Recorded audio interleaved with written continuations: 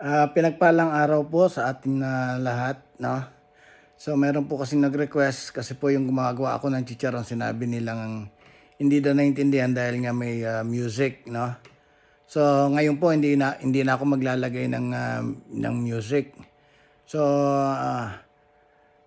ngayon po gagawa po ulit tayo ng, chicharon ng, maraming nagre-request po kasi gusto po nilang, magnegosyo. Ito po yung magandang negosyo, 'no, lalo na 'pag, malaki ang maganda pagka-process mo, 'pag magandang pagka-process mo, talagang lolobo.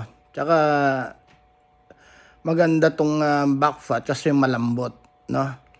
Hindi gaya po ng balat lang is ampaw, ampaw na ampaw. Ito po puwedeng gawing ulam o puwede mong lalo na't, ihalo sa munggo. Masarap po itong chicharong bagnet, 'no.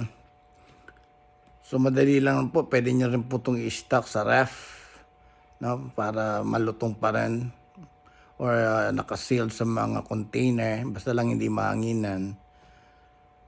Masarap din po, 'no, malutong pa rin. Hindi nawawala ang lutong, matagal mawala, 'no.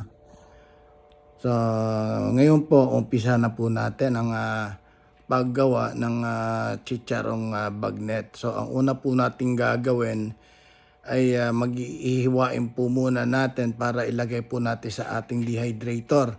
Yung tamang-tama lang po ang laki. So, depende po, dehydrator ang gamit kasi po dito naman sa amin ay, medyo malamig tsaka, maraming langaw 'pag, hindi mo i-de-dehydrate.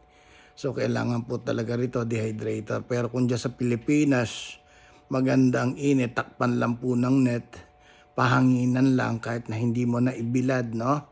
Nakasabit lang siya na medyo mahangin.